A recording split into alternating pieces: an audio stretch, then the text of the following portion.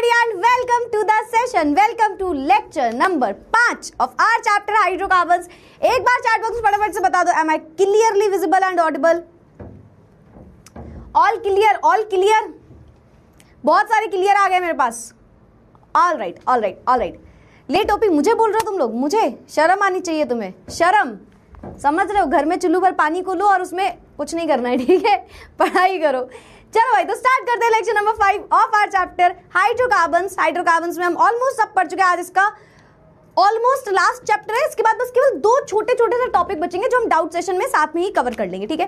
तो almost we can say कि हम इसको ऐसे भी बोल सकते हैं कि this is our almost we can say कि this is our second last class. समझ रहे हो तुम, समझ रहे हो, आई होप सो तुम समझ रहे हो, ठीक है.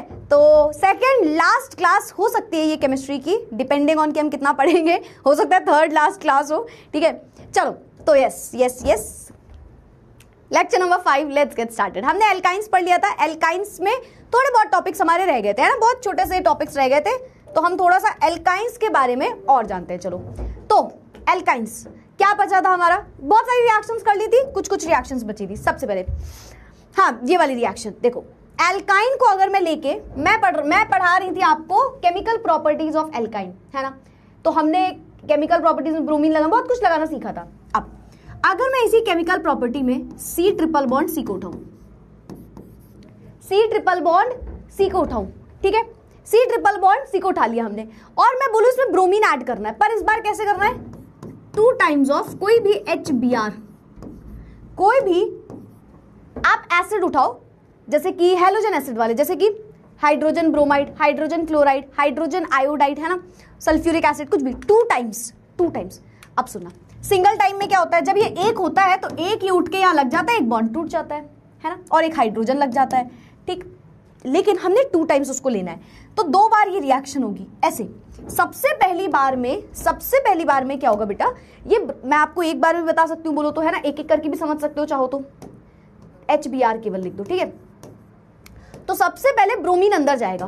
कैसे जाएगा मैम, सभी को पता है, पाई बॉन्ड है, ब्रेक होगा, ब्रोमीन अंदर चला जाएगा, ठीक. तो पहले क्या बनेगा, CH डबल बॉन्ड CH, और उससे आके लग गया ब्रोमीन, और यहाँ पे कुछ नहीं है तो यहाँ पे लगा दो हाइड्रोजन. बट ये रिएक्शन फर्दर आगे बढ़ेगी, वापस से HBr रिएक्ट करेगा, और क्या बन जाएगा, यहाँ पे आएगा कार्बन, एक बॉन्ड वापस से टूटेगा, कार्बन, हाइड्रोजन, ब्रोमीन, यहाँ पे हाइड्रोजन है, यहाँ पे लगेगा ब्रोमीन, और यहाँ पे ही लग जाएगा ब्रोमीन. अब ये थोड़ा अलग हो गया, नहीं समझो. आपके दिमाग में क्या होगा कि हाँ इस बार एक ब्रोमीन यहाँ आ जाएगा, बट नहीं, दोनों ब्रोमीन एक साइड लगेंगे, यानी कि ये बन गया जेमिनल डाइब्रोमाइड. ये बन गया जेमिनल डाइब्रोमाइड. क्या बन गया, जेमिनल डाइब्रोमाइड. किसी को याद है जेमिनल और विसिनल, हाँ, विसिनल और जेमिनल याद है किसी को, किसे याद है जेमिनल और विसिनल, बताओ किसे याद है जेमिनल और विसिनल. मैम ने पढ़ाया था gem of a person. Gem मतलब क्या होता था, हैलोजन या कोई भी ग्रुप, हैलोजन या कोई भी ग्रुप जो है, मैं हैलोजन लिख दे रही हूं, एक ही कार्बन से लग जाए, एक ही, कैसे लिखूं, एक ही कार्बन से लग जाए, ठीक है. अगर हमारे जितने भी हैलोजन है, जैसे 2 हैलोजन एक ही कार्बन से लग जाए, जेम ऑफ अ पर्सन. याद है तो आ गया मेरे पास बहुत सारा, है ना. तो इसे हम कहते हैं जेम ऑफ अ पर्सन. हम कह रहे थे he is gem of a person, है ना. एक ही कार्बन से दोनों हैलोजन लग जाए, that is gem of a person. और विसिनल मतलब अड़ोस पड़ोस वाले कार्बन में क्या लग जाए, अड़ोस पड़ोस वाले कार्बन में लग जाए हमारा हैलोजन, तो उसे हम बोलते थे विसिनल वाला ग्रुप, है ना. यहाँ पे एक ही बार लगेगा, तो इसलिए मैं पूरा एक बार में रिएक्शन लिख रही थी पहले, है ना. पूरी एक बार में भी लिख सकते हो आप इस रिएक्शन को. कैसे लिखोगे, C2H2 react with 2 times HBr, है ना. क्या बन जाएगा, तो C दूसरे वाले कार्बन से 2 बार Br2, है ना, 2 बार Br2, इस कार्बन से 2 बार ब्रोमीन, है ना, और हाइड्रोजन, इस तरीके से. तो ये हमारी रिएक्शन हो जाएगी. चैट प्राइवेट नहीं है आज, अच्छा रुक जाओ, चैट्स को थोड़ा प्राइवेट कर देती हूँ मैं फटाफट से, हो गई। चलो बोलो, क्या ये वाली रिएक्शन क्लियर हुई? अब इस रिएक्शन को दिमाग में क्या रखना है, इस एक सेकेंड, चैट्स मेरे पास सी भी हट गई क्या, आ गई, हाँ ठीक है। तो इसमें हमें दिमाग में क्या रखना है, इसमें हमें दिमाग में मैम क्या रखना है, दिमाग में ये रखना है कि जब भी कोई, अगर मैं हाइड्रोजन एसिड उठा रही हूं तो वो पहले अगर 2 टाइम्स है और एल्काइन के केस में है तो उसमें ब्रोमीन जो जाएगा या जो भी हाइड्रोजन जाएगा वो एक ही कार्बन से लग जाएगा जाके, मतलब जेम ऑफ अ पर्सन बनते हैं यहाँ पे। 2 बार कोई हाइड्रोजन एसिड आ गया तो हमारा जेम ऑफ अ पर्सन बनने वाले हैं। 2 मॉलिक्यूल्स अगर हाइड्रोजन हैलाइड के आपने ले लिए, it could be HCl, HBr, HI, तो ये ऐड हो जाएंगे एल्काइन में और जेम ऑफ अ पर्सन बनाएंगे, यानी कि जेमिनल डाइहैलाइड। जैसे इसका नाम है इथाइलिन ब्रोमाइड, है ना, इथाइलिडीन ब्रोमाइड, 2 ब्रोमीन एक ही कार्बन से देखो लगे, 2 ब्रोमीन एक ही कार्बन से लगे। सेम बात हमने बोली, देखो CHBr2, यही लिखा है CHBr2 और यहाँ पे CH3 यानी कि CH3। बताओ किसी किसी ये रिएक्शन याद रहेगी? क्लियर? ये बात याद रहेगी पक्के से? पक्के से ये रिएक्शन, ये बात याद रहेगी? ठीक है, मेरे पास बहुत सारे क्लियर आ गए, कोई दिक्कत हो तो पूछते जाना, ठीक है। 1 घंटे की क्लास होगी या 1.5 घंटे की, देखते हैं, लेट्स सी। जब तक हमारा जैसे ही चैप्टर हो जाएगा, मतलब जैसे ही खत्म हो जाएगा ये टॉपिक खत्म कर देंगे। चलो बहुत सारे क्लियर आ गए। तो जेम ऑफ अ पर्सन कब बनेंगे? तब जब 2 बार हाइड्रोजन एसिड आ रहे हैं, ठीक। वैसे ऐसे भी याद रखो यार, 2 बॉन्ड टूटेंगे तो 2 ब्रोमीन अंदर जाएंगे तो 2 ब्रोमीन एक ही कार्बन पे जाएंगे, बस ये याद रखना है हमें, इतनी सी बात यहाँ पे याद रखनी है, दोनों एक ही कार्बन पे जाएंगे, ठीक है। तो जेम ऑफ अ पर्सन बनेंगे। अब जो हमारे एल्काइंस हैं, हम सभी को पता है पानी से रिएक्ट नहीं करते। देखो एल्कीन, एल्काइन, एल्केन, तीनों के तीनों में से कोई भी पानी से रिएक्ट नहीं करता है। क्यों नहीं करता है? सभी को पता है यार, नॉन पोलर नेचर के होते हैं।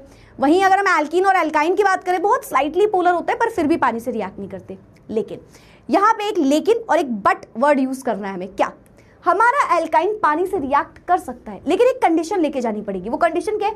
एक हाई टेम्परेचर पे आप क्या करो, डाइल्यूट सल्फ्यूरिक एसिड के साथ वार्म मर्क्यूरिक सल्फेट, जिससे आप बोल रहे हो dilute sulphuric acid and dilute sulphuric acid, इन दोनों की प्रेजेंस में जब रिएक्शन कराते हो तो एल्काइन पानी से रिएक्ट कर जाता है और कार्बोनिल कंपाउंड बना के देता है। वापस से एल्केन हो, ऐसे लिखती हूं, एन, ईन, आइन, भाई तीनों में से कोई भी क्यों ना आ जाए, कोई भी क्यों ना आ जाए, H2O से रिएक्शन नहीं करेगा, ठीक है। लेकिन यहां पे एक रिएक्शन होगी जिसे हम बोलेंगे लेकिन। इसमें अगर हम एक कंडीशन ले लें, 333 केल्विन पे 2 चीजें ऐड करो। क्या? वार्म मर्क्यूरिक सल्फेट और उसके साथ साथ डाइल्यूट सल्फ्यूरिक एसिड। क्या बोला मैम ने? Warm mercuric sulphate and dilute sulphuric acid. इस कंडीशन को रखना है। तो इस कंडीशन में हमारे एल्काइन प्लस पानी हो जाएगा और वो रिएक्शन में कार्बोनिल कंपाउंड बनाएगा।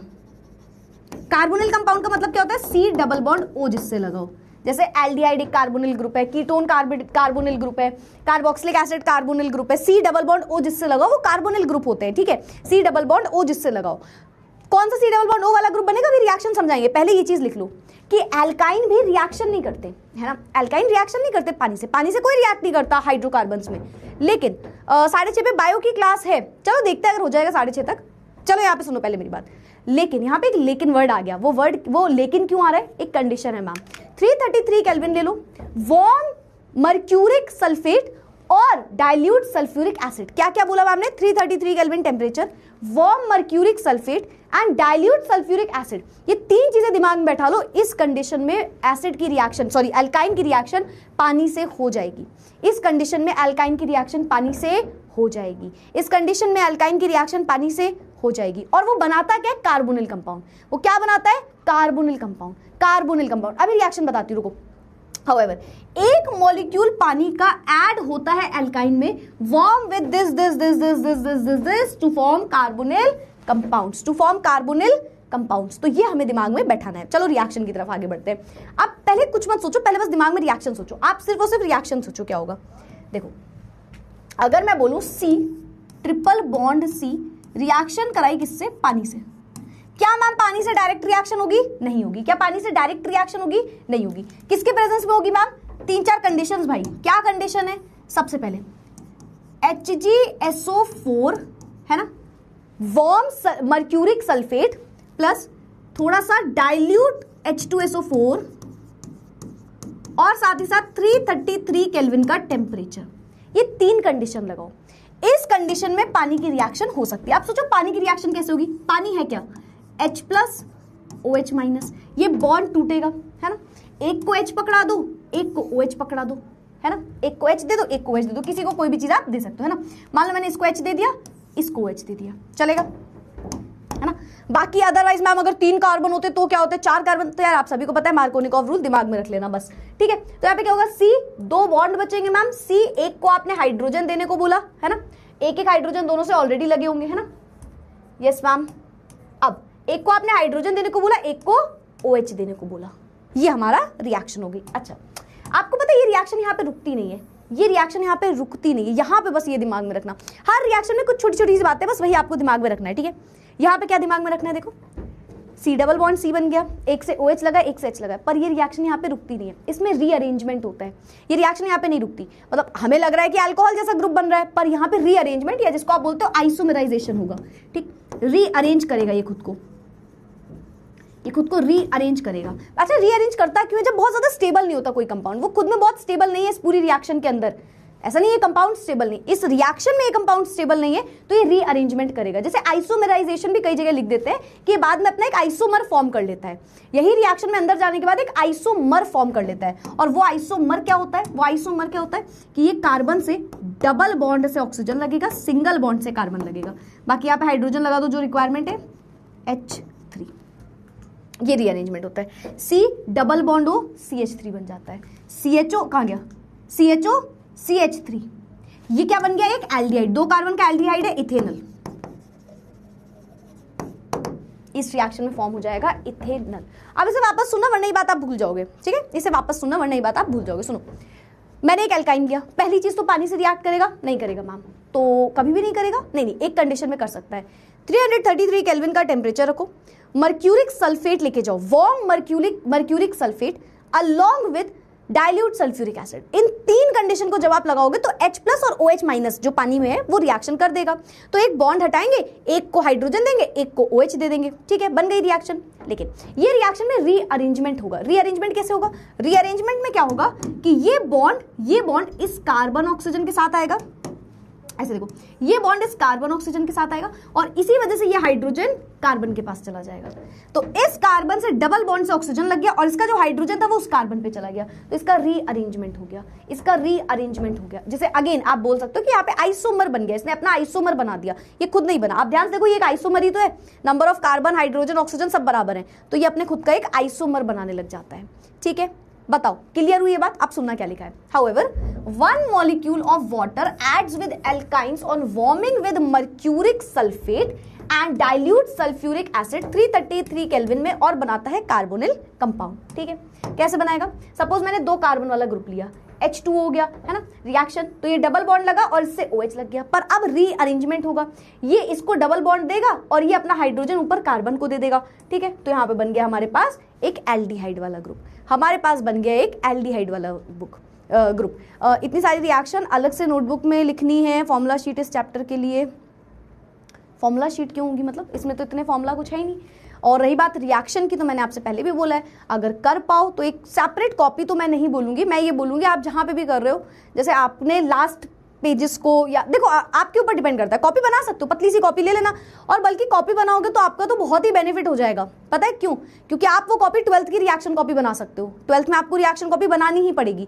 तो अगर आपने ये कर लिया, आपको याद होगा मैंने एक होमवर्क दिया था आपको, कल एक बात बोली थी कि वो होमवर्क जरूर रखना, और वो होमवर्क क्या था कि जब तक दिवाली हो जाएगी, जैसे ही दिवाली खत्म होगी उससे पहले जो टाइम है उसमें एक छोटा सा काम करना था कि सारी रिएक्शन एक साइड करनी थी और उन सारी रिएक्शन को वापस से लिख के देखना था। ये छोटा सा काम कर लेना, मैं बता रही हूँ, आई डोंट नो कितने लोग ये बात करेंगे या नहीं, लेकिन मेरी एक बात समझ लो, अगर ये काम कर लिया ना 12th में भी हेल्प करेगी ये चीज सेम आपको 12th में हेल्प करने लग जाएगी। मतलब आप सोच भी नहीं सकते आपके लिए कितनी हेल्पफुल बात है। अभी भले ही ना सोचो, भले ही इग्नोर कर दो, भले ही मत लिखो ये चीजें, ये 12th में आपको बहुत हेल्प करेंगी सारी चीजें। अगर आपने एक नॉर्मल सी कॉपी लेना जो 20-30 रुपीज की आती है ना, वैसी वाली, है ना, नॉर्मल सी कॉपी, उसमें आप रिएक्शन लिख लो सारी, तो आपको ये 12th में सेम रिएक्शन करनी है और 12th में रिएक्शन कॉपी आपको बनानी ही पड़ेगी। और मैंने पहले भी बोलता, अभी भी बोल रही हूँ, एज इट इज सारी रिएक्शन उठ के आएंगी। ठीक है, ठीक है।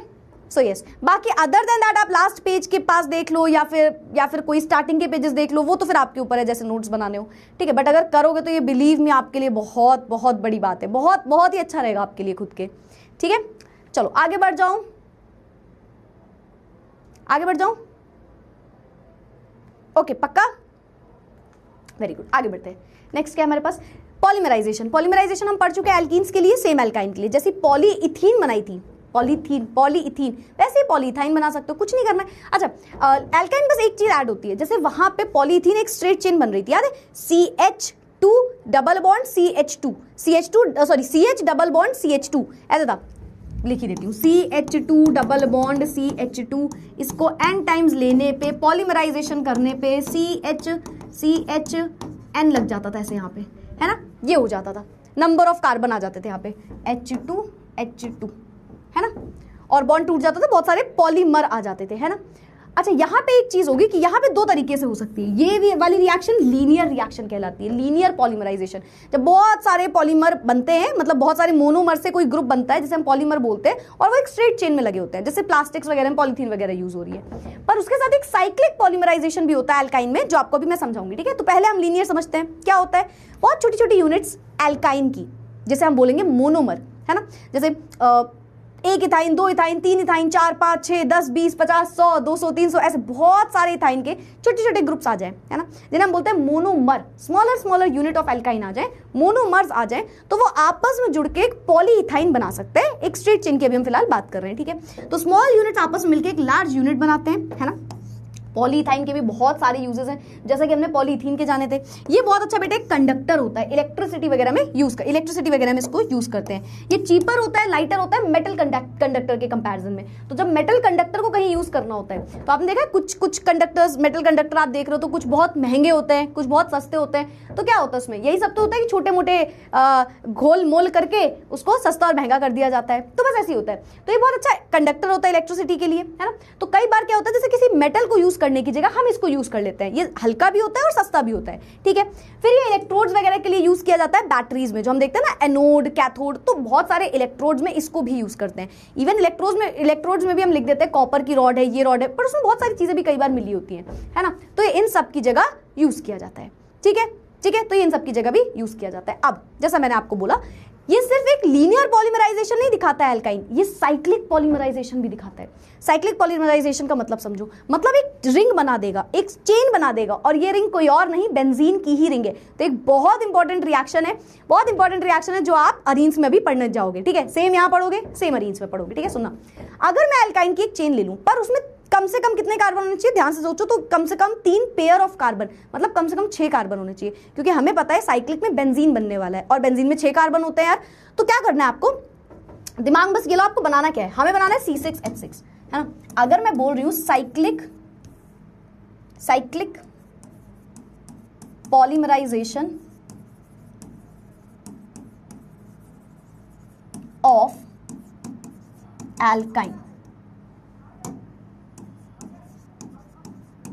साइक्लिक पॉलीमराइजेशन ऑफ एल्काइन, कैसे होगा साइक्लिक पॉलीमराइजेशन एल्काइन का, तो देखो भाई क्या होगा, बहुत इजी है।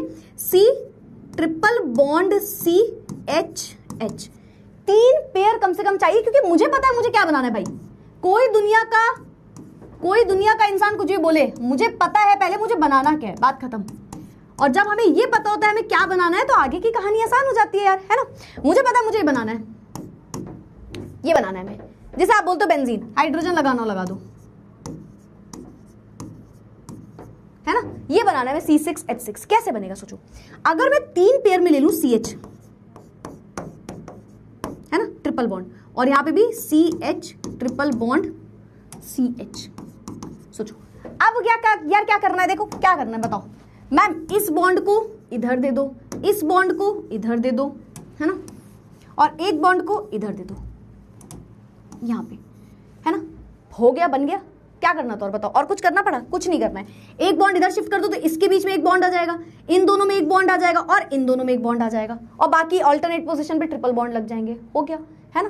तो बस सिंपल सा ही यहाँ पे काम था, यहाँ पे बस इतना ही काम होता है साइक्लिक पॉलीमराइजेशन में। साइक्लिक पॉलीमराइजेशन में कुछ भी नहीं है, ठीक है, ठीक है, साइक्लिक पॉलीमराइजेशन में कुछ भी नहीं है। देखो CH के 3 पेयर ले लो, 3 पेयर, सिंपल सी, मैं बार बार बोलती हूँ रिएक्शन, कुछ लोग बोलेंगे रटना है क्या, कुछ लोग बोलेंगे याद करवा रही हो क्या मैम आप, कुछ बोलेंगे कि यार पूरा मैकेनिज्म। देखो पहली चीज, मैकेनिज्म आपके पास हर रिएक्शन में नहीं है, हर रिएक्शन का मैकेनिज्म ना ही तो 11th में होता है ना ही तो 12th में होता है, हर रिएक्शन का मैकेनिज्म आपको नहीं पढ़ना होता, ठीक है, आपके कोर्स में ही नहीं होता, सिलेबस में ही नहीं होता। आप पढ़ने बैठोगे, आप 1 महीने तक भी पढ़ते रह जाओगे तो हर रिएक्शन का मैकेनिज्म भी पूरा नहीं कर पाओगे, पर डेप्थ समझ सकते हो, आप समझ सकते हो उसमें हो क्या रहा है, समझ रहे हो। जो मेजर रिएक्शंस है जिनका मैकेनिज्म है, जैसे अभी इलेक्ट्रोफाइल रिएक्शन आप पढ़ोगे, पूरा मैकेनिज्म समझाऊंगी मैं उसका, बट जो रिएक्शन एज इट इज आपके में दी हुई है उसको नॉर्मली समझो उसमें हो क्या रहा है, और उसमें आप ट्रिक्स के साथ लिखो कि आपको कैसे वो रिएक्शन एग्जाम के टाइम पे याद रखनी होगी। मैं एक बात पहले भी बोलती हूँ, मैं आपको भी बता दूं, मैं सबको बोलती हूँ केमिस्ट्री पढ़ने वाले बच्चों को, अगर आपसे कोई कह रहा है केमिस्ट्री में कुछ चीजें याद नहीं करनी होती है तो वो आपको सिर्फ कह रहा है, वो कभी सच नहीं होता, ठीक है।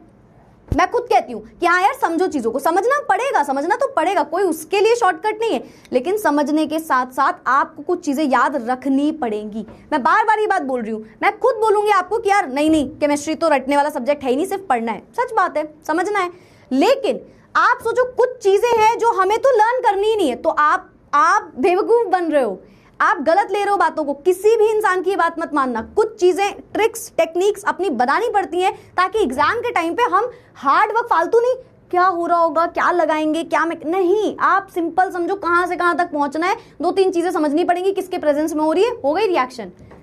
उतना 10 घंटे नहीं लगाना है आपको 2 नंबर के क्वेश्चन में, समझ रहे हो, 2-3 नंबर का क्वेश्चन है और आप सोच रहे हो मैंने 10 मिनट दे दिए, पूरा मैकेनिज्म समझ के गया था मैं, आपने गलती कर दी। आपके बगल वाला स्मार्ट वर्क करके लिख के आ गया उसको 2 मिनट में, उसने पेपर को वो टाइम बचा के उसने पेपर को देख लिया कि क्या रिविजन है, क्या गलती की है, उसने एक बार एनालाइज भी कर दिया अपने पेपर को, वो टाइम बचा के। तो टाइम बचाना is very important in exam, और ये सिर्फ 11th में नहीं 12th में भी करनी है सेम चीज, ठीक है। तो इन शॉर्ट यही वाली बात है, कुछ चीजें हमेशा याद भी रखा करो, ठीक। मुझे पता है भाई, वो बोल रहे हैं पॉलीमराइजेशन कराओ, मोनोमर से मिलके पॉलीमर बनता है, ठीक, तो कुछ छोटी छोटी यूनिट उठा लो। अब मुझे पता है अगर साइक्लिक पॉलीमराइजेशन है तो मैं एक साइकिल बनाने जा रही हूं, तो हम एल्काइन से बेंजीन बना सकते हैं साइकिल के हिसाब से, बिल्कुल। उसके लिए क्या चाहिए, कम से कम 6 कार्बन और 6 हाइड्रोजन चाहिए कि नहीं, बताओ, कम से कम 6 कार्बन और 6 हाइड्रोजन चाहिए मैम। तो 6 कार्बन 6 हाइड्रोजन कैसे मिलेंगे, एल्काइन में 3 पेयर ऑफ एल्काइन को लेना पड़ेगा, तो एक पेयर में 2 कार्बन और 2 हाइड्रोजन, तो 3 पेयर में 6 कार्बन 6 हाइड्रोजन, हो गया रिएक्शन बस। अच्छा, किसकी प्रेजेंस में होता है, तो यार अब आप भी समझ रहे हो, आप खुद से सोचो, किसी चीज को जोड़ना है तो बहुत हाई टेम्परेचर लेके जाना पड़ता है, पहले भी पढ़ा है पॉलीमराइजेशन में, और ऊपर से जोड़ते हुए एक साइकिल भी बना देनी है तो और हाई टेम्परेचर होना चाहिए, है ना। तो आप 800 के आसपास टेम्परेचर को याद रखना कि 873 केल्विन के आसपास रखते हैं, ये भी आपको एक नियर बाय टेम्परेचर देते हैं, बढ़ा भी सकते हैं इस टेम्परेचर को। रेड हॉट आयरन ट्यूब की प्रेजेंस में आप ये रिएक्शन कराते हो, रेड हॉट आयरन ट्यूब की प्रेजेंस में ये रिएक्शन बन जाती है। हाँ बेटा, यहाँ पे बेंजीन ही बनेगा, ठीक है, ठीक है, साइक्लिक ग्रुप में बेंजीन बनता है, यस, ठीक है। Ethyne on passing through red hot iron, इसकी प्रेजेंस में 873 केल्विन पे ये साइक्लिक पॉलीमराइजेशन दिखाता है जिसमें आपको बेंजीन मिल जाता है, ठीक। तो बन गया हमारा बेंजीन वाला ग्रुप, और यही था एल्काइन का एंड। बताओ एल्काइन में किसी को कोई दिक्कत, आगे बढ़ जाए, अरीन्स पे आ जाए, इन द चैट बॉक्स फटाफट से एक बार क्लियर लिख दो तो हम अरीन्स पे आ जाए। बताओ, हो गया। रेड हॉट आयरन की प्रेजेंस में, जैसे आयरन के पीसेस को रेड कह रही हूं, आयरन के पीसेस को आपको गर्म करके इसमें डालना होता है, तब ये पॉलीमराइजेशन स्टार्ट होता है, तब ये साइकिल बनती है, ठीक है। बताओ क्लियर, ट्रिक वाली वीडियो बना देना, ठीक है, सारी ट्रिक्स जो बीच बीच में यूज होती है वो साथ में आपको बताती जाती हूँ, कितनी ट्रिक्स बताऊंगी एक वीडियो में। चलो आ गया, दूसरा साइकिल भी बना सकते हैं मैम। देखो ऐसा सच आपके सिलेबस में तो कुछ ऐसा है नहीं, बिल्कुल होता है कि आप 4 कार्बन मिला सकते हो, पर फिर वो बेंजीन नहीं बनता, और जैसा कि हमें पता है हमारी केमिस्ट्री में बेंजीन वाली रिंग सबसे इंपॉर्टेंट है, तो आपको पॉलीमराइजेशन में बेंजीन तक ही पढ़ना होता है केवल, ठीक है। चलो बहुत सारे क्लियर आ गए मेरे पास, ठीक है। तो यहाँ पे मैंने रिएक्शन भी लिख दी थी, कुछ नहीं करना है, 3 टाइम C2H2 उठा लो, ठीक, क्या उठा लो, C2H2, रेड हॉट आयरन की प्रेजेंस में 800 समथिंग याद रख लो, 873 केल्विन लिख दे रही हूं मैं एग्जैक्ट इस टेम्परेचर पे, तो ये क्या होता है, बन जाता है C2H6। बताओ बन गया, या जैसे आप ये भी बोल सकते हो, देखो और करके मैं लिखती हूँ यहाँ पे, और क्या बोल सकते हैं, C2H2 होल 3, और यही तो पॉलीमराइजेशन होता है, यही तो होता है, n टाइम्स C2H2 उठा के C2H2 को n कर देते हो होल में ओवरऑल। यही तो होता है पॉलीमराइजेशन, कल ही पढ़ा था हमने, है ना। तो बस वही हो गया, ठीक। तो मेरे ख्याल से आप ये बात समझ गए होगे, ये बात समझ गए होगे, ठीक है। Alright, clear. आगे बढ़ते हैं, हेडिंग लगाइए अरीन्स। अब हम स्टार्ट करने वाले हैं इस चैप्टर का last topic which is arenes. Arenes, arenes क्या होता है? अरीन्स नाम से समझो, नाम से समझो। अरीन्स आपकी बायो वाली क्लास में थोड़ी सी शिफ्ट करा दूंगी, मे भी अगर जरूरत पड़ेगी तो। बायो की क्लास 6:30 पे लगी है क्या? तो उसको आगे बढ़ा दो थोड़ा, क्योंकि मेरी क्लास लेट शुरू हुई थी ना। क्या मेरे को तो थोड़ा तो टाइम लेना पड़ेगा एक्स्ट्रा।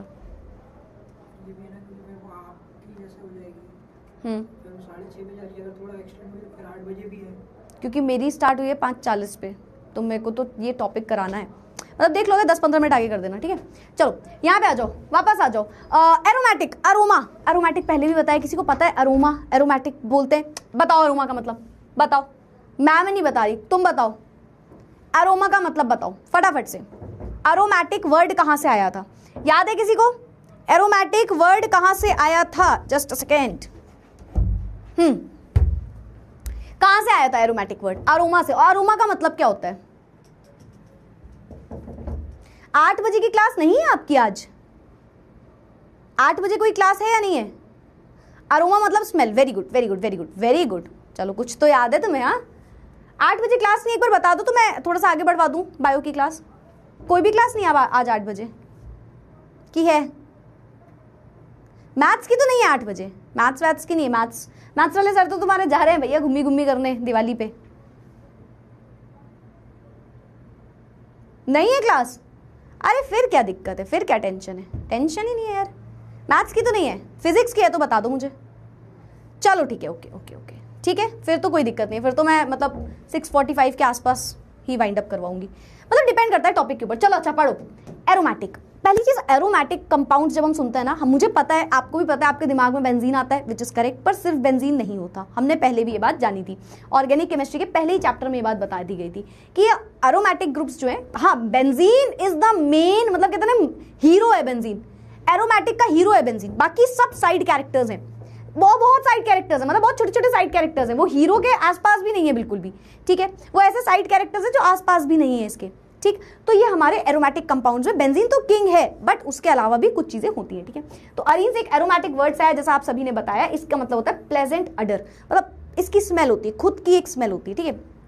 जैसे नैप्थलीन बॉल्स, सबको पता है नैप्थलीन एक एरोमेटिक ग्रुप है ना। नैप्थलीन एक एरोमेटिक ग्रुप है, और वो कहाँ से आया है? एरोमेटिक ग्रुप से आया है, एरोमेटिक ग्रुप से आया है। और आपको पता है उसकी एक अलग सी स्मेल होती है, सबको पता है ना। नैप्थलीन बॉल्स की अलग सी एक स्मेल होती है ना। तो बस वही, तो वो 2 टाइप के होते हैं हमारे एरोमेटिक ग्रुप, बेंजीनॉइड और नॉन बेंजीनॉइड। मतलब या तो उसमें बेंजीन होगा या तो बेंजीन नहीं होगा, दोनों हो सकते हैं, ठीक है। चलो इस तरीके से हमारा बेंजीन दिखता है। हम सभी को पता है इसके हाइब्रिड स्ट्रक्चर्स होते हैं। मैं इसको ऐसे भी बना सकती हूं, है ना, जहां बॉन्ड लगे उसका ऑपोजिट जगह बॉन्ड लगा दो, ऐसे भी बना सकती हूं, है ना। और इसका एक हाइब्रिड स्ट्रक्चर ऐसे भी बना सकती हूं, ऐसे। इस सर्कल को कई लोग डैश्ड लाइन से दिखाते हैं, आप चाहो तो ऐसे दिखा सकते हो, विच मीन्स ये इसका एक हाइब्रिड स्ट्रक्चर होता है, जिसका मतलब होता है इलेक्ट्रॉन हर जगह घूम रहे हैं, है ना। इलेक्ट्रॉन कंटिन्यूअसली डीलोकलाइज्ड स्टेट में घूम रहे हैं। ये सारी रिएक्शंस हम अभी आगे चल के पढ़ने वाले हैं, तो इसमें टेंशन मत लेना, ठीक है। ये बेंजीन ऐसे दिखता है। अब जैसे मैंने आपको बोला, ये 2 तरीके का होता है, एक या तो ये बेंजीनॉइड होगा और या तो ये नॉन बेंजीनॉइड होगा। अब बेंजीनॉइड देखो, जैसे कि बेंजीन है ना, जैसे कि बेंजीन जिसमें 6 कार्बन हो, एग्जैक्ट 4 5 6, ये बेंजीनॉइड है। फिर देखो 1 2 3 4 5 6, 1 2 3 4 5 6, 6 कार्बन एक सिंगल बॉन्ड से लग गए, बेंजीन है। 1 2 3 4 5 6, 1 2 3 4 5 6, ये नैप्थलीन का बेटा स्ट्रक्चर है। ये भी देखो 6 कार्बन लग गए, 6 कार्बन, सही है। ये बेंजीन नहीं है। अब देखने में तो ये बेंजीन लग रहा है, पर ध्यान से देखो ये बेंजीन नहीं है। एज्यूलीन एक नॉन बेंजीनॉइड ग्रुप है। कैसे मैम? 1 2 3 4 5 6 7 कार्बन लगे हैं उसमें। देखने में लग रहा है 6, क्योंकि बेंजीन जैसा स्ट्रक्चर है, पर बेंजीन नहीं। देखो बगल वाला कार्बन देखो, 1 2 3 4 5, मतलब इसमें टोटल 7 कार्बन है, और बड़ी छोटी वाली रिंग में 5 कार्बन है। दोनों में से किसी में 6 कार्बन नहीं है। 6 कार्बन 6 हाइड्रोजन जब होते हैं, तब हम बेंजीनॉइड की कैटेगरी में उसको लाते हैं, तब हम उसको बेंजीनॉइड की कैटेगरी में लाते हैं। बताओ, याद रहेगा? याद रहेगा? क्लियरली याद रहेगी ये बात। तो बेंजेनॉइड मतलब जिसमें 6 कार्बन प्रेजेंट हो, तो हम देख के समझ सकते हैं, ठीक है। अरीन्स का नोमेनक्लेचर कैसे होता है? 2 टाइप के नोमेनक्लेचर होते हैं, या तो आप कर रहे होगे भाई, आप कर रहे होगे ट्राइवियल सिस्टम से, यानी कि कॉमन नेम्स, है ना, और या तो फिर आप IUPAC कर रहे होगे। हम सभी ने ये बात पहले भी पढ़ी है, बेंजीन में क्या ज्यादा इंपॉर्टेंट है? कॉमन नेम्स ज्यादा इंपॉर्टेंट है ना। जैसे कि मैंने एक शॉर्ट भी डाला था क्लास 12th के चैनल पे, बहुत सारे ग्रुप्स होते हैं, जैसे बेंजीन है ना। अब ये भाई साहब बेंजीन कहला रहे हैं, इसी बेंजीन में मैं ऊपर CH3 लगा दूं, ये टॉलिन बन जाता है। इसी में मैं बगल में एक और CH3 लगा दूं, ये जाइलिन बन जाता है, जाइलिन। मोर प्रिसाइज वे में अगर मैं बोलूं तो ये है ऑर्थोजाइलिन, ऑर्थोजाइलिन है ये, ठीक। अगर मैं बेंजीन में 3 जगह CH3 लगा दूं, ऐसे बेंजीन में मैं ऐसे CH3 लगा दूं, CH3 CH3 CH3, ये बन जाता है मेसिटाइलिन, ठीक है। और क्या होता है बताओ, और क्या? OH लगा दो, फिनॉल बन गया, CHO लगा दो, बेंजल्डिहाइड बन गया, COOH लगा दो, बेंजोइक एसिड बन गया, है ना। और क्या?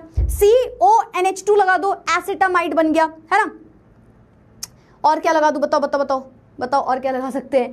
कोई भी ग्रुप लगा सकते हैं इस तरीके से, ठीक है। बहुत सारे ग्रुप्स हमने पढ़े थे, तो हम बहुत सारे ग्रुप्स लगा के, जैसे कि अगर मैं इसमें ब्रोमीन लगा दूं सिंपल, यहाँ पे, है ना, यहाँ पे CH3 लगा दूं, टॉलिन बन जाता है। यहाँ पे ब्रोमीन लगा दूं, हमें पता है ये ऑर्थो पोजिशन है इसकी, ये मेटा पोजिशन है इसकी, ये पैरा पोजिशन है इसकी। बताओ क्या ही पढ़ाऊं इसमें तो यार, ये तो NH3 लगा दो, अमीन वाला ग्रुप बन, NH2 लगेगा, है ना, अमीन बन जाएगा, है ना। एनिलीन जिसको आप बोलते हो, बेंजीन पे NH2 लगा दो, एनिलीन बन जाता है वो, ठीक है। और ये ऑर्थो पोजिशन है, ये मेटा पोजिशन है, ये पैरा पोजिशन है। पर जैसे हमको पता है कि जैसे इसको ऑर्थो को 1 मतलब ये होता है फर्स्ट कार्बन, ये होता है सेकंड, आप इसको भी फर्स्ट बोल सकते हो, यहां से स्टार्ट करोगे तो first carbon, second carbon, third carbon, fourth carbon, 5 carbon और 6 कार्बन। तो 2 और 6 पोजीशन आपकी ऑर्थो पोजीशन कहलाती है ना। 3 और 5 पोजीशन मेटा पोजीशन कहलाती है, 6th पोजीशन पैरा पोजीशन कहलाती है। सब पढ़ चुके हैं ये सब हम, है ना, ये तो हम सब कुछ पढ़ चुके हैं, सभी को पता है। एनिजोल होता है, एनिजोल क्या होता है? एनिजोल क्या होता है? बेंजीन पे OCH3 लग जाए, ईथर वाला ग्रुप, OCH3 लग जाए, एनिजोल बन जाता है, करेक्ट, ठीक है। जैसे बहुत सारे ग्रुप्स हमने पढ़े हैं, ठीक है। तो यस, जैसे ये देखो, यहाँ पे CH3 और यहाँ पे CH3 एक साथ CH3 लगे, पता है क्या कहलाता है? जाइलीन, ठीक है। इसका नाम क्या हो जाएगा? 1,2 डाइमिथाइल बेंजीन। 1 और 2 पोजीशन पे 2 बार मिथाइल लगा और बेंजीन, इसका कॉमन नेम पता है क्या है? ऑर्थोमिथाइल टॉलिन या ऑर्थोजाइलिन, सॉरी, डायरेक्टली ऑर्थोजाइलिन भी बोल सकते हो, ठीक है। ये देखो पैराजाइलिन, ठीक है, मेटाजाइलिन या 1,3 डाइमिथाइल बेंजीन, कुछ भी बोल सकते हो। और ये सारे के सारे पोजीशन आइसोमर्स हैं। देखो सिर्फ पोजीशन ही तो बदली CH3 की, एक CH3 को वहीं रहने दो, दूसरे वाले CH3 को कभी ऑर्थो पे लटका दो, कभी मेटा पे लटका दो, कभी पैरा पे लटका दो। इस कंडीशन में हम ऑर्थो मेटा पैरा बोल देंगे। बताओ याद रहेगी बात? ये 1,3 हो गया, ये 1,2 हो गया, ठीक है। और क्या? ये सारे के सारे पोजीशन आइसोमर है। ये क्या होगा सोचो? 1,4 डाइमिथाइल बेंजीन, ठीक। इस तरीके से आप इसकी नेमिंग कर लोगे। 1,4 पैरा होगा मैम। अच्छा मैंने 6 लिख दिया क्या? अच्छा ओके, हाँ सॉरी 4 नंबर सही था वहां पे यार, तुमको पता है ना यार, ठीक है, चलो ठीक है, मुझे माफ कर दो गाइज, मेरे गाइज, तुमको पता है मुझे माफ करना है तुम्हें, है ना। चलो ठीक है, याद रहेगी बात, हाँ सही कर दिया। चलो तो मेरे ख्याल से ये भी सबको समझ में आ गया होगा, इसमें कुछ भी नई बात है नहीं, है, इसमें कुछ भी नई बात नहीं है। आगे बढ़ते हैं। जैसा मैम ने आपको बताया यार, इसको टॉलिन बोलने लग जाओगे, CH3 लग जाएगा ऊपर, जाइलिन बोलने लग जाओगे जब दोनों में CH3 लग जाएगा। और इस तरीके से ये भी मैम ने आपको बता दिया किसको ऑर्थो, किसको पैरा, किसको मेटा बोलते हैं, ठीक है। अच्छा अब आते हैं मेन काम में, क्योंकि हम नेमिंग तो सारी पढ़ चुके हैं ऑर्गेनिक केमिस्ट्री वाले चैप्टर में, ठीक है। हम आते हैं मेन स्ट्रक्चर में। देखो अभी बेंजीन के 3 स्ट्रक्चर बना के दिखाए, तीनों सही थे।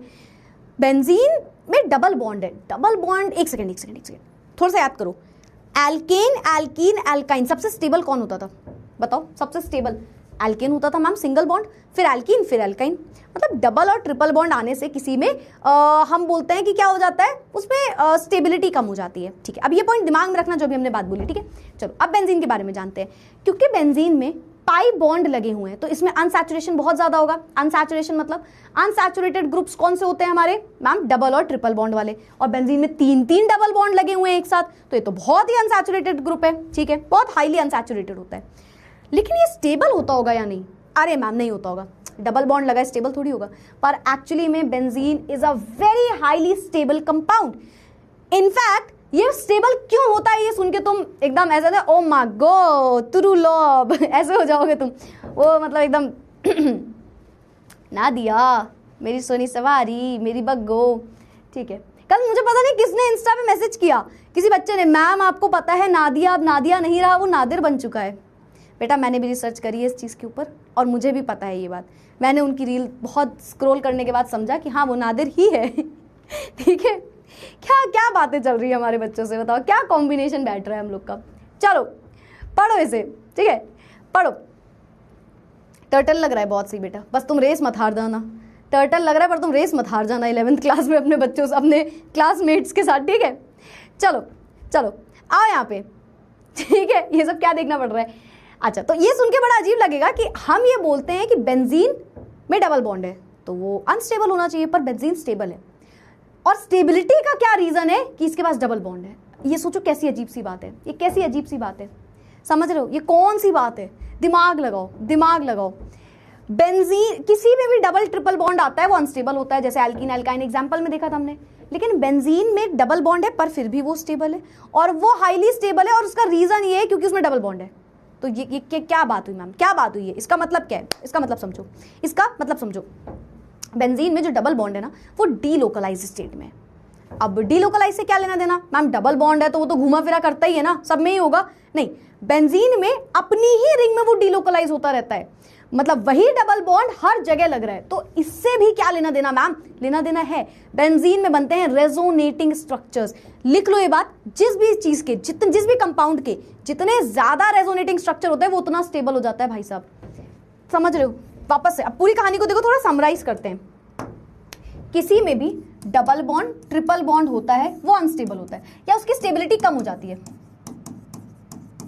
स्टेबिलिटी कम होती जाती है। जैसे एल्केन सबसे ज्यादा स्टेबल है, फिर एल्कीन, फिर एल्काइन। ठीक है, लेकिन बेंजीन में जिसमें डबल बॉन्ड है वो हमारा एक हाईली स्टेबल ग्रुप कैसे है, हाईली स्टेबल ग्रुप कैसे है, क्योंकि बेंजीन का जो स्ट्रक्चर है वो बहुत अलग है बाकियों से।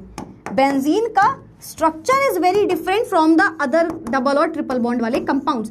बेंजीन का स्ट्रक्चर एक साइक्लिक स्ट्रक्चर है जिसमें हर ऑल्टरनेट पोजीशन पे, जिसमें हर एक ऑल्टरनेट पोजीशन पे डबल बॉन्ड लगा हुआ है, जिसकी वजह से ये दिखाता है हाइब्रिड स्ट्रक्चर्स। क्या दिखाता है, हाइब्रिड स्ट्रक्चर्स। ठीक, जिसकी वजह से ये क्या दिखाता है, हाइब्रिड स्ट्रक्चर्स।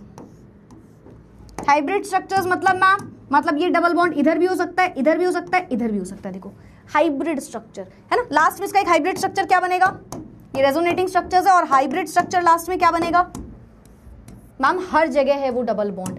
वो जो डबल बॉन्ड हमें दिख रहा है ना भाई, वो अपना भाई एक जगह नहीं है। तुम्हें लग रहा है भाई एक ही जगह है, भाई बहुत जगह पे है भाई, अपना ये बैठा है, ये रहा अपना भाई, है ना। तो इसके जो इलेक्ट्रॉन्स हैं वो डीलोकलाइज्ड हैं, जिसकी वजह से इसमें बन रहे हैं रेजोनेटिंग स्ट्रक्चर्स।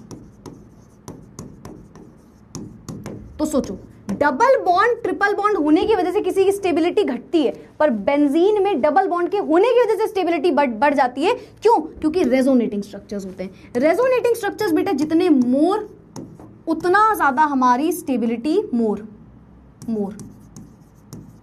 ठीक है, तो ये पूरी कहानी है इसकी। आया क्लियर हुई ये बात। ये पूरी चीजें जो मैंने समराइज की हैं, क्या आपको ये चीज समझ में आई। किसी भी चीज में डबल ट्रिपल बॉन्ड होता है तो उसकी स्टेबिलिटी घटती है, पर बेंजीन में डबल बॉन्ड की वजह से ही स्टेबिलिटी बढ़ जाती है, क्योंकि उस डबल बॉन्ड की वजह से, वो डीलोकलाइज्ड इलेक्ट्रॉन्स की वजह से वो रेजोनेटिंग स्ट्रक्चर दिखाता है। और अगर रेजोनेटिंग स्ट्रक्चर्स होते हैं, किसी भी कंपाउंड में ज्यादा होते हैं या रेजोनेटिंग स्ट्रक्चर होते हैं, तो उसकी स्टेबिलिटी बढ़ती है। क्यों, क्योंकि वो इलेक्ट्रॉन हर जगह घूम रहे हैं, वो पकड़े हुए हैं उस बॉन्ड को, वो बचाए हुए हैं उल्टा उस बॉन्ड को। जैसे डबल बॉन्ड होता है तो टूट जाता है, पर बेंजीन का डबल बॉन्ड नहीं तोड़ सकता कोई आसानी से। आप सोचो बेंजीन पे कोई अटैक कर रहा है, बेंजीन का डबल बॉन्ड है। बेंजीन वो एक्सेप्शनल इंसान है, समझ रहे हो, जिसे लोगों की बातों से फर्क पड़ता ही नहीं है। बेंजीन एक बहुत एक्सेप्शनल इंसान है। वो कहता है क्या क्या क्या बोला, क्या रीत है यहाँ पे, रीत चल रही है कि डबल बॉन्ड है तो टूटेगा ही टूटेगा। भाई मुझसे भिड़, आ भाई भिड़ ले मुझसे, समझ रहे हो। बेंजीन कह रहा है आ भाई भिड़ ले मुझसे, मैं नहीं तोड़ता अपना डबल बॉन्ड इतने आसानी से। इसका डबल बॉन्ड तोड़ना इज वेरी डिफिकल्ट। ठीक है, तो ये वैसे बाकियों की तरह नहीं है, है ना। तो बस वैसे ही समझना है। बताओ क्लियर। ये बात आई समझ में? यस, डायरेक्टली प्रोपोर्शनल स्टेबिलिटी के रेजोनेटिंग स्ट्रक्चर्स, ठीक है, क्लियर क्लियर क्लियर, आ गया बेटा। साइक्लिक में रेजोनेटिंग बनना is a very big thing ना, मतलब आप बोल रहे हो मैम एल्काइन में भी बन सकता है, इसमें बन सकता है। पहली चीज तो उसके इतने रेजोनेटिंग स्ट्रक्चर नहीं बनते। दूसरी चीज ये खुद में स्टेबल है, क्योंकि अंदर देखो इलेक्ट्रॉन्स पकड़े हुए हैं सारे बॉन्ड को, वो बॉन्ड को ही नहीं छोड़ रहे हैं। तुमको पता है बेंजीन न्यूक्लियोफिलिक रिएक्शन तक नहीं दिखाता, कोई न्यूक्लियोफाइल एरा गैरा आके अटैक नहीं कर सकता उस पर, उसके इलेक्ट्रॉन चारों तरफ बैठे हैं, वो बहुत स्ट्रांग है, ठीक है। चलो, तो कैनोनिकल फॉर्म्स होते हैं। कैनोनिकल फॉर्म मतलब आप आगे भी पढ़ोगे कैनोनिकल फॉर्म, फिलहाल ये याद रखना है, रेजोनेंस हाइब्रिड बना लेता है, ठीक है, रेजोनेटिंग स्ट्रक्चर्स बनाता है, स्टेबिलिटी बढ़ जाती है, ठीक है। चलो आगे बढ़ते हैं। एरोमेटिसिटी की कंडीशन क्या है? हमने बोला कि यार अब चलो एक चीज तो हम समझ गए जो हमसे क्वेश्चन में पूछा जाएगा, 99% चीजें बेंजीन से उठा के पूछी जाती हैं, और हम पूरा चैप्टर ही बेंजीन पे पढ़ते हैं। अरीन वाला जो टॉपिक है ना सब बेंजीन पे चलेगा, पर थोड़ा सा रहम करना पड़ेगा अपने नॉन बेंजीनॉइड पे, तो उसके ऊपर केवल एक छोटा सा टॉपिक है, एक छोटा सा टॉपिक है, ठीक है ठीक है। क्या है वो छोटा सा टॉपिक? वो है कि एरोमेटिसिटी पता कर लो। मतलब एरोमेटिसिटी, कोई ग्रुप एरोमेटिक है या नहीं, ये आपको 3 चीजों से समझ में आता है। पहला उसकी प्लेनारिटी देख के। प्लेनारिटी क्या होती है? एक्सरे डिफ्रैक्शन कराते हैं, एक्सरे का डिफ्रैक्शन कराते हैं, जिससे पता चल जाता है कोई मॉलिक्यूल प्लेनर है या नहीं। अगर वो मॉलिक्यूल प्लेनर होता है तो वो बेंजीन, नहीं है तो नहीं। चलो ठीक है मैम, मतलब आप ये कह रहे हो हम एग्जाम में जाएंगे, हमसे बोलेगा ये बेंजीन है या नहीं, तो हम मतलब ऐसे एक्सरे लेके आएंगे, डिफ्रैक्शन करवाएंगे? Obviously not. तो ये तो बहुत बेसिक सा रूल हो गया जिसको हम कभी अप्लाई नहीं कर पाएंगे। दूसरा, डीलोकलाइजेशन ऑफ इलेक्ट्रॉन। अगर पाई इलेक्ट्रॉन डीलोकलाइज स्टेट में है तो पक्का वो बेंजीन है, ठीक है, मतलब वो एरोमेटिक ग्रुप है। As I said aromatic, sorry मैंने गलती से बेंजीन बोल दिया, अभी एरोमेटिसिटी की बात हो रही थी, है ना। डिफ्रैक्शन कर दिया तो एरोमेटिक ग्रुप है, चाहे बेंजीन हो चाहे नॉन बेंजीनॉइड हो, और नहीं किया तो नहीं है, क्योंकि प्लेनर ग्रुप्स हमेशा एक्स रे को डिफ्रैक्ट कर देते हैं, ठीक है। तो अगर हमारा कोई भी एरोमेटिक ग्रुप हमारे प्लेनर होते हैं, ठीक है, तो अगर उसने जो हमारी एक्स रेज आ रही है उसको डिफ्रैक्ट कर दिया, डिफ्रैक्शन शो कर दिया उसमें, तो वो हमारा एरोमेटिक ग्रुप कहलाया जाएगा। सेम डीलोकलाइज है ना। डीलोकलाइज में क्या होता है? डीलोकलाइज पाई इलेक्ट्रॉन्स है, मतलब वो क्या है? वो हमारा एरोमेटिक ग्रुप है। पर अगेन सेम कहानी मैम, हम चलो आपने बता दिया double bond triple bond delocalize, हम ऐसे बैठ के देखेंगे मैम एग्जाम में आया है क्या करें पाई इलेक्ट्रॉन है मतलब डीलोकलाइज नहीं कर सकते। तो हम कौन से रास्ते से मैम पता कर सकते हैं कि कोई चीज एरोमेटिक है या नहीं? भाई हम ये मेथड नहीं लगा सकते, एग्जाम में, या हमें लिखने को दे देगा कि बताओ तो हम बता लेंगे, पर रियलिटी में हम क्या करेंगे मैम? रियलिटी में आप लगाते हो हकेल रूल। हकेल रूल क्या होता है? हकेल रूल कहता है कि 4n+2 पाई इलेक्ट्रॉन्स, देखो ये फॉर्मूला लगाओ, अगर इसकी वैल्यू एक इंटीजर आ रही है, अगर एक इंटीजर वैल्यू आ रही है, एरोमेटिक ग्रुप है वो ग्रुप एरोमेटिक ग्रुप है। खत्म कहानी, खेल खत्म, खेला खत्म पूरा। अगर हमारा ग्रुप इंटीजर है तो फिर वो हमारा एक एरोमेटिक ग्रुप है, कहानी खत्म। बताओ ये चीज याद रहेगी। हकेल रूल, हकेल रूल क्या होता है? ये कहता है 4n+2 लगाओ, 4n+2। एक एग्जाम्पल समझते हैं, हमारे पास तो एक ही एग्जाम्पल बेंजीन का ले लेते हैं, उसके अलावा किसी में भी लगा देना आप, ठीक है। चलो बेंजीन बना दिया, बेंजीन, ठीक है, बना दिया मैम। चलो क्या लगाना है? हमें देखना है क्या ये एक एरोमेटिक ग्रुप है। सभी को पता है बहुत अच्छा एरोमेटिक ग्रुप है, पर हकेल रूल से चेक करो क्या ये एरोमेटिक ग्रुप है। Let's check with the help of Huckel rule. Huckel rule क्या कहता है? ये कहता है 4n+2 लगाओ, अगर इतने पाई इलेक्ट्रॉन्स हैं और ये एक इंटीजर है, चेक करते हैं। चलो अगर ये एक इंटीजर वैल्यू निकल के आ गई तो हमारा ग्रुप एरोमेटिक है, ठीक है ठीक है। तो 4 n की वैल्यू आप क्या रखोगे बताओ मुझे, चैट बॉक्स में बताओ, इसमें मैं n की वैल्यू क्या रखूं? n होता क्या है? n होता है कि कितने इलेक्ट्रॉन्स है। देखो एक पेयर यानी कि 2 इलेक्ट्रॉन्स, दूसरा पाई बॉन्ड यानी कि दो यहाँ पे 2 यहाँ पे, टोटल 6 इलेक्ट्रॉन है बेंजीन के अंदर। कितने इलेक्ट्रॉन है? 6। n क्या होता है? n होता है कितने नंबर ऑफ पाई इलेक्ट्रॉन्स है, पाई इलेक्ट्रॉन्स। तो टोटल 6 पाई इलेक्ट्रॉन्स अगर आप देखो तो 4 × 6 + 2 क्या आ जाएगा? 24 + 2 कितना आ जाएगा? यही होगा ना, 24 + 2 26 value which is an integer value. तो ये हमारा एक एरोमेटिक ग्रुप है। बताओ क्लियर? 6 रखोगे, वेरी गुड वेरी गुड, 6 रखोगे। बताओ किसी किसी ये चीज समझ में आ गई? In the chat box clear clear clear.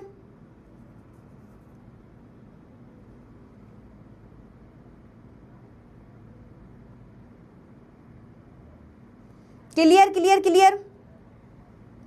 हाँ इंटीजर वैल्यू देखनी है, इंटीजर वैल्यू देखनी है, इंटीजर है तो ये एरोमेटिक है। बताओ क्लियर है तो बताओ। और ऐसे कोई भी क्वेश्चन हमें आएंगे हम कर लेंगे, हमें ऐसे कोई भी क्वेश्चन आएंगे क्या हम कर लेंगे, यस और नो, इजी पीजी है। चलो ठीक है। अच्छा एक और क्वेश्चन देखना, एक क्वेश्चन और देखो, इसको बताओ क्या होगा। अब देखो एरोमेटिक है या नहीं ये नहीं बताना है आपको, मुझे बताना है इसमें एन की वैल्यू क्या होगी। ये क्वेश्चन है, इसमें एन की वैल्यू बताओ मुझे। ये माइनस चार्ज है इस पे, ठीक है। मैंने बोला ये एरोमेटिक है या नहीं,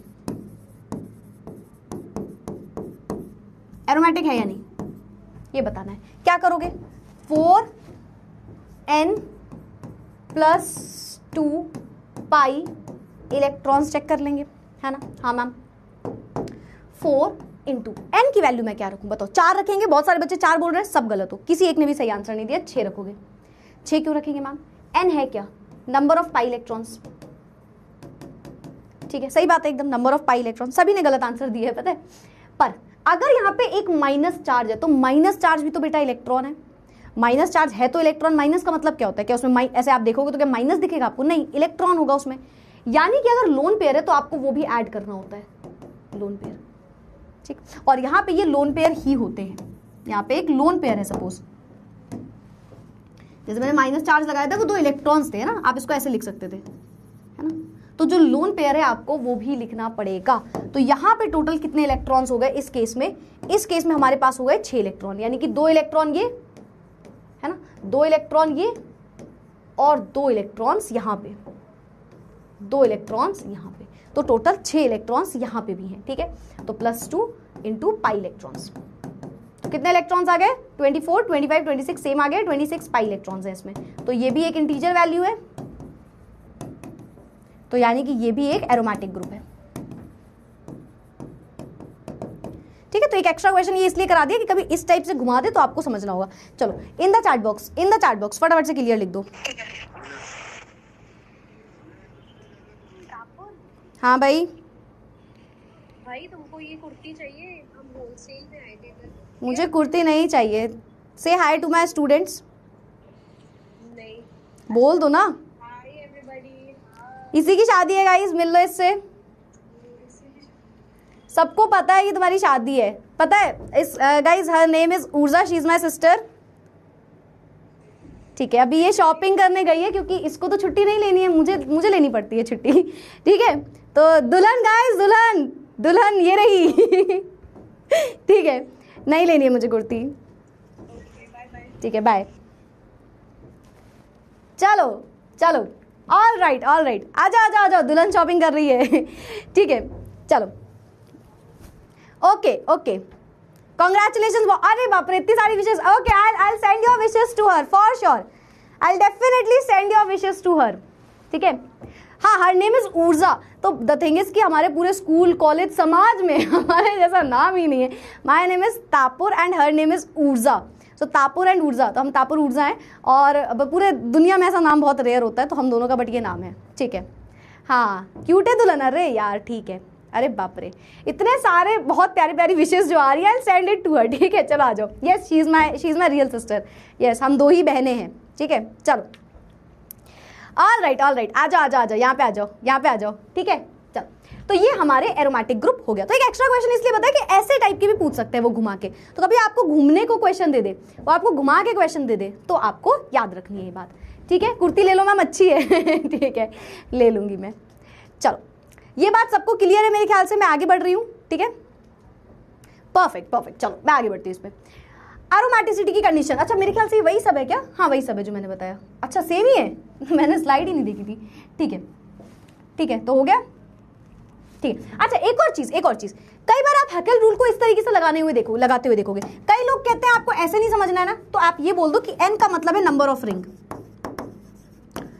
रिंग लगा के भी निकाल सकते हो। वैसे ओल्ड फॉर्मेट में लिखा रहता था, न्यू फॉर्मेट के अकॉर्डिंग आप एरोमेटिसिटी इस तरीके से निकालते हो। ओल्ड फॉर्मेट में आपको कहते थे नंबर ऑफ रिंग देख लो, उससे भी इंटीजर आपको पता चल जाएगा। जैसे बेंजीन में देखो टोटल क्या है, 4 × n की वैल्यू 1 हो जाएगी इस बार, प्लस कितने 2 पाई इलेक्ट्रॉन्स, तो ये कितना वैल्यू आ जाएगी, 4 + 2 is 6 pi electrons which is an integer value. तो तो ऐसे भी निकालने को बोल सकते हैं, बट न्यू फॉर्मेट के हिसाब से आपको बोला गया है कि नहीं, आप नंबर ऑफ पाई इलेक्ट्रॉन्स रखो यहाँ पे, फिर आपके ओवरऑल आंसर आ जाएगा। But again I want to say, आप इस तरीके से भी निकालोगे तो आपका आंसर सही आएगा। नंबर ऑफ रिंग, जैसे यहाँ पे नंबर ऑफ रिंग 1 रखते है ना, नंबर ऑफ रिंग 1 रखते तो यहाँ पे भी आंसर हमारा सही आता। ठीक, 4n+2 में यहाँ पे भी हमारा आंसर सही आता। बताओ, clear clear clear clear clear. Non aromatic में आपको कोई इंटीजर के अलावा वैल्यू दिखेगी, ठीक है, नॉन इंटीजर में हमेशा उसके अलावा वैल्यू दिखेगी, ठीक है। चलो ओके, अच्छा ये आपका एक होमवर्क है, इसको नोट कर लो, ठीक है, या स्लाइड से देख लेना। ठीक, आपको बताने ये दोनों एरोमेटिक हैं या नहीं, मैं नेक्स्ट क्लास में आपसे पूछूंगी वापस से, तो आपको ये बात बतानी होगी, ठीक है, आपको ये चीज चेक करनी होगी, ठीक है, ठीक है, ये चीज आपको चेक करनी होगी। Perfect perfect, all right. चलो तो हम डायरेक्ट आगे बढ़ते हैं इसके।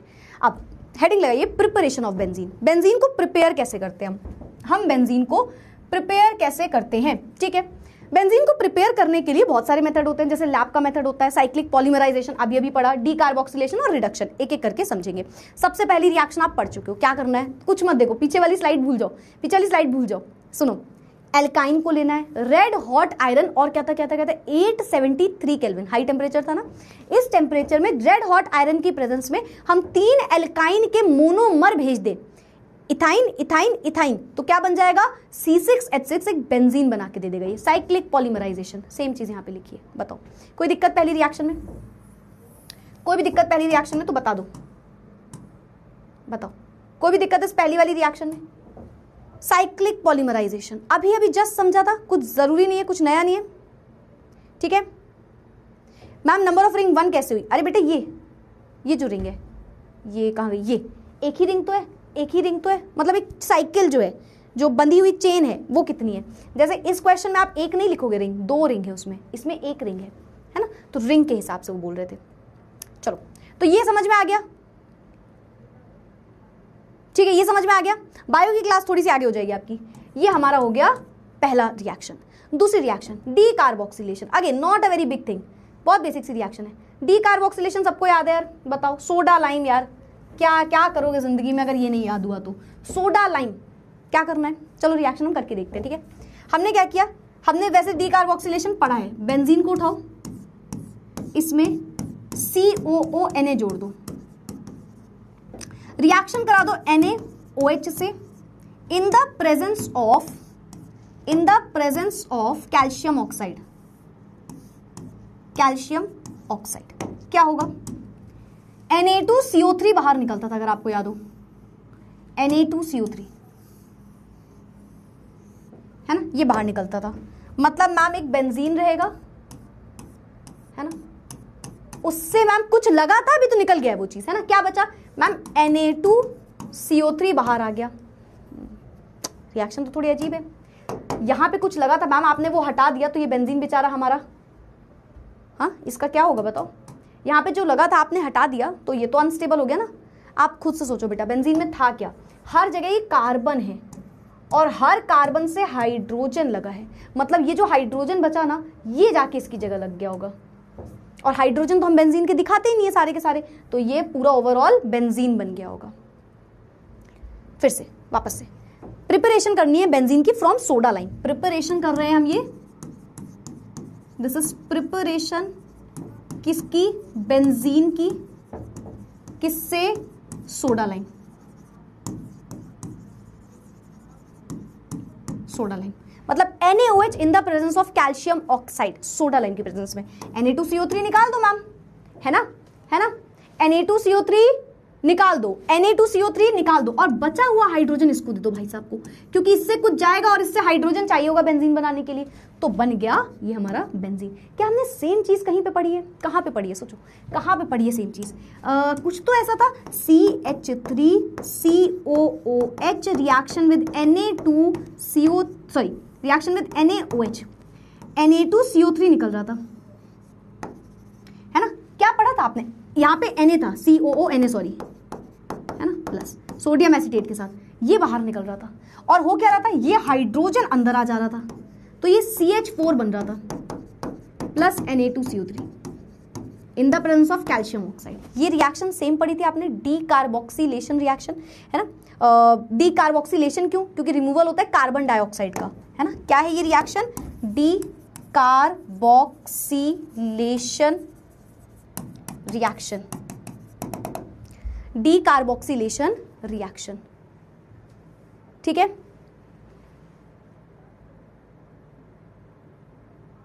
बायो की क्लास का नोटिफिकेशन आया है, मैं एक सेकंड मुझे देना, मैं पूछ के आती हूँ, ठीक है। इसको नोट करो,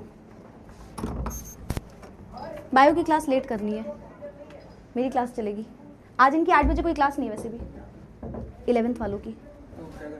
मेरी लेट चलेगी ना, मेरी 5:30 पे शुरू हुई थी। तो बायो की क्लास लेट करनी है। हाँ लेट करनी है। हाँ, आ गई अपेक्षा मैम, तो मतलब उनको बोल दो मेरी 5:30 पे शुरू हुई है ना। हाँ ठीक है, चलो चलो थोड़ा आगे बढ़ते हैं। अब थोड़ा सा ही बचा हमारा, 10 मिनट मैक्सिमम लगेगा, नहीं लगेगा 15 मिनट लगेगा, 15 मिनट के आसपास। Physical properties of arenes heading लगाइए, फिजिकल प्रॉपर्टीज ऑफ अरीन्स। अब अरीन्स का मतलब क्या समझते हो? सब समझते हैं मैम, हम समझ गए इतनी देर में, ठीक है। अरीन्स पोलर होगा या नॉन पोलर होगा? सोचो, पोलर मतलब मैम, पोलर का मतलब क्या समझते हैं? पोलैरिटी, चार्जेस, इलेक्ट्रोनेगेटिविटी का डिफरेंस। कार्बन कार्बन में थोड़ी होता होगा, तो yes they are also not polar, है ना। They are non polar molecule, polarity नहीं है, चार्जेस नहीं है अरीन्स में, है ना। कलरलेस होते हैं और कैरेक्टरिस्टिक अरोमा तो होता ही है, ये सबको पता है। पानी में नहीं घुलेंगे, क्यों? क्योंकि नॉन पोलर है। Like dissolve in non polar solvents, non polar में जैसे कि ईथर में घुल सकते हैं, अल्कोहल में थोड़ा बहुत घुल सकते हैं। इमिसिबल विद वाटर, पानी में मिक्स नहीं होंगे, मिसिबल होंगे ऑर्गेनिक सॉल्वेंट्स में, जैसे कि ईथर वगैरह, है ना। सेम रिएक्शन हमने ये बात बोली थी, सेम अभी ये बातें बोली। अरोमा मतलब स्मेल, जैसे नैप्थलीन बॉल्स वगैरह, है ना, सबको पता है। Naphthalene balls, they are aromatic hydrocarbons, है ना, और उनकी एक अपनी स्मेल होती है, सबको पता है उनकी एक अपनी स्मेल होती है ना। तो बस यही हमारी इसकी फिजिकल प्रॉपर्टी। अच्छा, एक और खास बात होती है, ये जो हमारा, happy Diwali guys, happy Diwali, happy Diwali, ठीक है। चलो तो क्या बोल रही थी मैं? हाँ, तो मैं बोल रही थी कि ये बेंजीन में एक और खास बात होती है। कभी आपके ऐसा होता है, दिवाली से याद आ गया, दिवाली में किसके किसके घर में काजल लगाते हैं? आपके यहाँ भी होता है या ये सिर्फ मतलब कुछ ही लोगों के यहाँ होता है? आई डोंट नो ये किसके यहाँ होता है किसके यहाँ नहीं, हमारे यहाँ तो होता है। जैसे मम्मी लोग काजल लगाती है हमारी। मेरी क्लास में एक लड़का था और आई स्वेर चाहे वो 10 दिन बाद भी आए, उसके यहाँ तक काजल होता था। मैं उसका नाम नहीं बता सकती, फिर तो मेरा ही मजाक उड़ाने लग जाओगे। उसके यहाँ पे यस काजल लाइक हियर, और मैं उसको देख के लगता था दिवाली मनी है भाई के आज, ठीक है। तो हाँ, if you know you know, ठीक है। होता है आपके यहाँ भी, ठीक है, तो हमारे यहाँ भी होता है। वैसे हमारे यहाँ बड़े प्यार से वो काजल लगाया जाता है ना। हमारे यहाँ वो काजल बड़े प्यार से लगाया जाता है, थोड़ा सा उसका पता नहीं क्या यूं लगाया जाता है, मुझे लगता है। मैं उससे हमेशा ये बोलती हूँ, तुम्हारे ऐसे लगाते हैं क्या भाई, ये वाला काजल, है ना। और वो अच्छा लगाते हैं आप लोग क्या भी, क्या बात है। अच्छा, वो काजल जो होता है वो घर का बना होता है, ये भी सबको पता होगा, है ना। हाँ, तो वो घर का बना होता है, वो घर का बना होता है ना।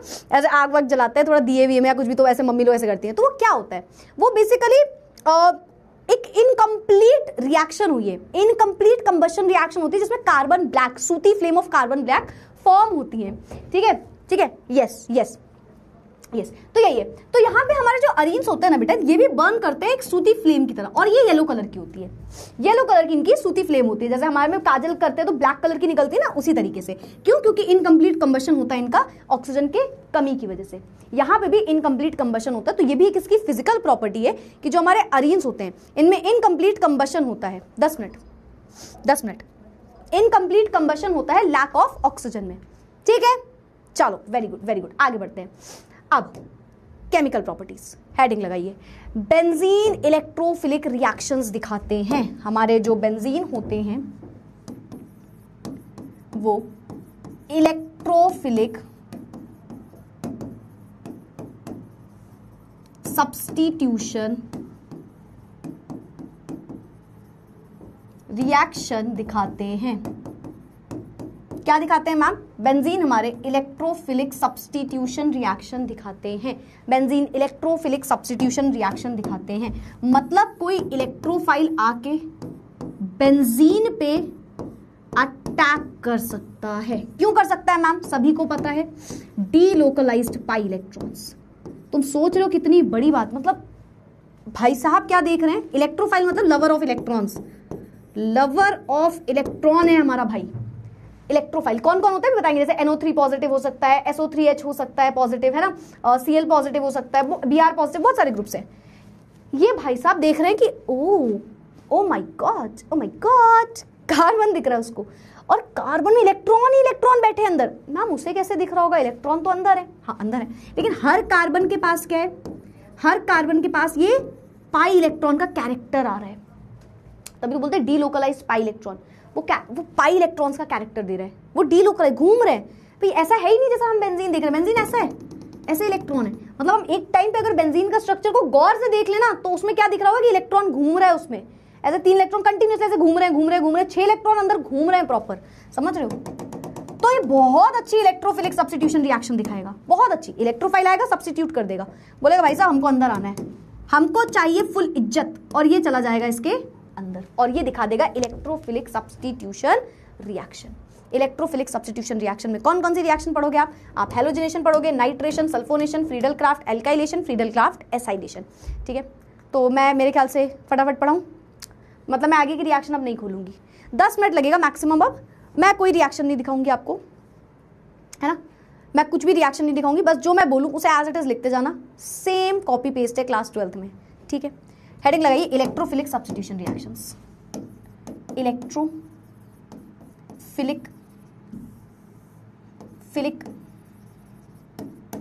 Substitution reaction, electrophilic substitution reaction, ठीक है।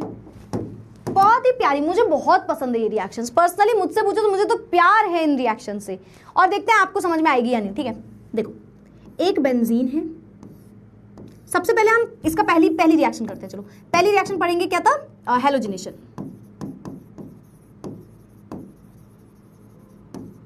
हेलोजिनेशन मतलब एक हेलोजन आएगा अंदर, अटैक कर देगा। एक स्टार्टिंग के पेज में मैंने रिएक्शंस लिखी थी बहुत सारी, और मैंने बोलता अभी मैं वो रिएक्शंस कराऊंगी, है ना, मैंने बोलता अभी मैं वो रिएक्शंस कराऊंगी, तो वही रिएक्शंस हैं उस तरीके से, ठीक है। कहाँ गया, चलो पहले कौन सा हेलोजिनेशन है, चलो क्या होगा हेलोजिनेशन में, एक हेलोजन को अंदर भेजना है, सोचो हेलोजन को, बेंजीन लो, रिएक्शन करा दो, और ये हेलोजन अंदर चला जाएगा। मैं पहले हेलोजिनेशन नहीं समझाऊंगी, मैं आपको नाइट्रेशन से स्टार्ट करके बताती हूँ, ठीक है। नाइट्रेशन, क्योंकि हेलोजिनेशन में Friedel craft alkylation is very important, तो हम पहले नाइट्रेशन पढ़ते हैं, चलो नाइट्रेशन का मतलब बताओ, नाइट्रेट ग्रुप होगा कुछ NO3 से रिलेटेड, यस। अगर आप इस रिएक्शन में नाइट्रिक एसिड डाल दो, इन द प्रेजेंस ऑफ, किसी की प्रेजेंस में करना पड़ेगा रिएक्शन, सल्फ्यूरिक एसिड, ठीक। इसकी देखो 5-6 रिएक्शन है, सब आपको अपने आपको दिमाग में ही बैठ जाएंगे, खुद ही बैठ जाएंगे। देखो हो क्या रहा है, इलेक्ट्रोफाइल आएगा मैम, अंदर आके अटैक करेगा, बेंजीन से लग जाएगा, मतलब ये बेंजीन है, इसमें E पॉजिटिव लगना चाह रहा है, ये रिएक्शन होने जा रही है। इलेक्ट्रोफाइल बस आपको समझना है कहां पे कौन सा होगा, नाइट्रेशन मतलब नाइट्रो वाला ग्रुप इलेक्ट्रोफाइल होगा, यहां पे NO2 ग्रुप अंदर आएगा, बेंजीन में आके NO2 ग्रुप लगता है, नाइट्रेशन में बेंजीन में आके हमेशा NO2 ग्रुप लगता है। ये बेंजीन है, इससे कहीं भी NO2 लगा दो, कहीं भी, क्यों बोला मैंने, क्योंकि अभी यहाँ पे कहीं कुछ नहीं लगा, तो जिससे भी NO2 लगाओगे वही फर्स्ट कार्बन बन जाएगा। अच्छा ऐसा भी हो सकता है यहाँ पे CH3 लगाओ, है ना, यहाँ पे CH3 भी लगा हो सकता है, बिल्कुल हो सकता है, चलेगा, ठीक है। अच्छा ठीक है, समझ गए, this is what, this is nitration. हमेशा याद रखना नाइट्रेशन सल्फ्यूरिक एसिड की प्रेजेंस में होगा, नहीं लिखोगे आपके नंबर कट जाएंगे। जब भी नाइट्रेशन कराना सल्फ्यूरिक एसिड जरूर ऐड करना। क्वेश्चन, क्यों? एक्चुअली इसका मैकेनिज्म ही ऐसा है, जिसका मैकेनिज्म होता है ना, उसमें इलेक्ट्रोफाइल का जो जनरेशन होता है, जो जनरेशन ऑफ इलेक्ट्रोफाइल होता है ना, वो H2SO4 करता है, सल्फ्यूरिक एसिड करता है। सल्फ्यूरिक एसिड मैकेनिज्म भी समझाऊंगी। सल्फ्यूरिक एसिड होता है वो रिएक्ट कर जाता है नाइट्रिक एसिड से। वैसे तो दोनों एसिड है, पर दोनों एसिड बेस रिएक्शन कर देंगे। दोनों में से क्या होगा, ये एक एसिड बन जाएगा। जब दोनों एसिड है पर दोनों एक साथ आ गए तो ये एसिड बन जाएगा, ये बेस बन जाएगा। एसिड बेस रिएक्शन अंडरगो करेंगे, ये अपना एक H+ अंदर भेजेगा, है ना, तो H2NO3 बन जाएगा। H2NO3 में NO3 पॉजिटिव बाहर निकल आएगा। तो पूरा मैकेनिज्म आप बाद में समझना, फिलहाल NO3 पॉजिटिव ग्रुप था, यानी कि इससे निकला होगा NO3 पॉजिटिव, और वही था यहाँ पे एक इलेक्ट्रोफाइल, और वो जाके बेंजीन में अटैक कर देगा। बताओ आया? आया 6:45 पे एग्जैक्ट में वाइंड अप कर दूंगी क्लास, ठीक है। चलो, न्यूक्लियोफाइल कैसे है बेटा, उसमें पॉजिटिव चार्ज है, देखो ना ध्यान से, है ना, NO2 पॉजिटिव, पॉजिटिव ग्रुप निकलेगा इससे, है ना, देखो NO2 ग्रुप अंदर जाएगा, NO2 ग्रुप अंदर जाएगा। अब सोचो इसके अंदर बचा क्या, क्या बचा, सोचो HNO3 में से आपने NO2 माइनस कर दिया, क्या बचा मैम, एक H बचा, एक O बचा, OH बचा।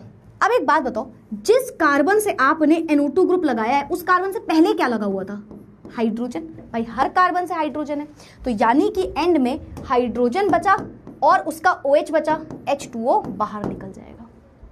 किसे किसे ये रिएक्शन है, सच सच बताना, मैं वापस से बोलती हूँ। बेंजीन को लेना है nitric acid in the presence of sulphuric acid, तो सल्फ्यूरिक एसिड एक कैटलिस्ट है, वो पूरी रिएक्शन में क्या कर रहा है, वो NO2 प्लस ग्रुप का इलेक्ट्रोफाइल का जनरेशन करने में केवल हेल्प कर रहा है। ये NO2 ग्रुप जैसे ही दिखता है बेंजीन को ही बोलता है अरे बाप रे, इलेक्ट्रॉन ही इलेक्ट्रॉन, जाके अटैक कर देता है, और जिस जगह पे ये लगेगा उसका हाइड्रोजन बाहर निकलेगा और इसका जो OH बचा होगा उसके साथ H2O बना लेगा। ये आया, वेरी गुड। अब सेम रिएक्शन देखना, अब ये पढ़ लिया ना, इसका डुप्लीकेट कर दिया मैंने। अब इस सेम रिएक्शन को देखना सल्फोनेशन पे, अब इस बार आएगा सल्फोनेशन, सेकंड है हमारे पास सल्फोनेशन।